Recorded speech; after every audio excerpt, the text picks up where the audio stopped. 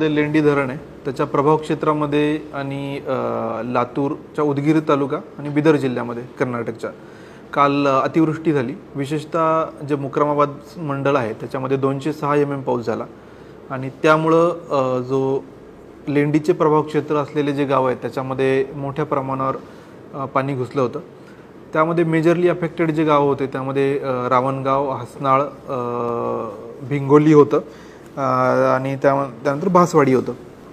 यामध्ये 250 नागरिक रावणगावमध्ये अडकले होते।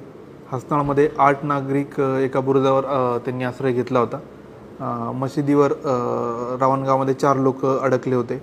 त्यानंतर झाडावर 8 नागरिक रावणगावमध्ये अडकले होते। भिंगोलीमध्ये साधारणतः 40 नागरिक होते। असं मोठ्या प्रमाणावर समस्या निर्माण झाल्या होत्या आणि पहाटेपासून मग रेव्हेन्यूची टीम, त्यानंतर SDRFची एक 45 जवानांची तुकडी 6 पासून या सगळ्या बचाव कार्यामध्ये आहे। त्यासोबत पोलिसांची क्विक रिस्पॉन्स टीम पण त्या ठिकाणी पोहोचली आणि सोबतीला एक बॉम्बे सॅपर्स आर्मीची एक तुकडी आहे, तिला आम्ही पाचारण केलं आहे, ती पण ऑन द वे। तर या सकाळपासून सुरू झालेल्या ऑपरेशनमध्ये आतापर्यंत जे काही क्रिटिकल लोकेशन्सला अडकलेले लोक होते यांना SDRF टीमनी रेस्क्यू केलेलं आहे।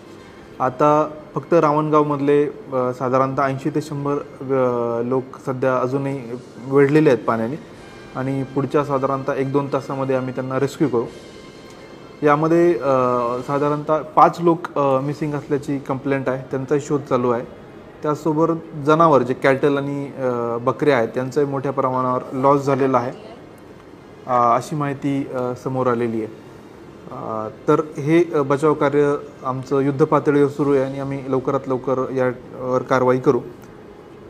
दुसरीकडं आपल्याकडं आता विष्णुपुरी डॅम आहे, त्यामध्ये कॅचमेंटमधला पाऊस आणि विसर्ग दोन्ही पण वाढलेला आहे। विशेषतः आपले जे वरच्या भागातले जे धरणं आहेत, सिद्धेश्वर आहे, येलदरी आहेत, हे पण भरलेले आणि तिथला विसर्ग पण वाढलेला आहे। त्यामुळे पर्यायाने आपण ऑलरेडी विष्णुपुरीचे 8 गेट ओपन केलेले आहेत, 94,000 इतका विसर्ग आहे, तर तो पण आपल्याला इमिडिएटली वाढवावा लागणार आहे।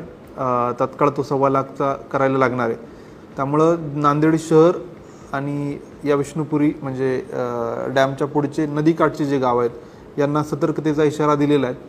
आपण सतर्क राहावं, जे आपल्याला मेसेज येत आहेत प्रशासनाकडून त्यावर लक्ष द्यावं आणि त्या पद्धतीने प्रशासनाला सहकार्य करावं। कुठल्याही अत्यंत महत्त्वाच्या कामाशिवाय घराबाहेर पडू नये, हा सगळ्यांना माझं आव्हान आहे। त्याचसोबत जे आपलं पैनगंगा नदी पैनगंगा प्रकल्प आहे तिथंही आम्ही लक्ष ठेवून आहे। सध्या तरी परिस्थिती नियंत्रणात आहे, परंतु पाणी वाढू शकतं आणि त्यामुळं जे नदीकाठचे गाव आहे त्यांनी सतर्कता राखावी।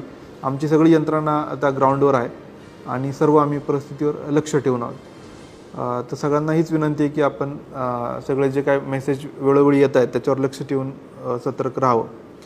आता हे विसर्ग जे आपण विष्णुपुरीतून करतो आहे, तर पुढं आपल्याला तेलंगणामध्ये पोचमपाड धरण जे आहेत तर त्याचं पण व्यवस्थापन करावं लागणार आहे। त्या अनुषंगाने तेलंगणाचे जे इरिगेशन सेक्रेटरी आहेत त्यांच्याशी पण चर्चा झाली आणि ते पण आपल्याला सहकार्य करतात डिस्चार्ज मॅनेजमेंटमध्ये। त्याचसोबत बिदर आणि लातूर कलेक्टर यांच्याही आम्ही सकाळपासून संपर्कात आहोत। तो तिथला अनकंट्रोल जो डिस्चार्ज येतो आहे तर तो त्याचे काय फ्लो लेवल्स आहेत तर त्यावरून आम्हाला इथलं पुढची काय कारवाई करायची याचे इंडिकेशन मिळतील।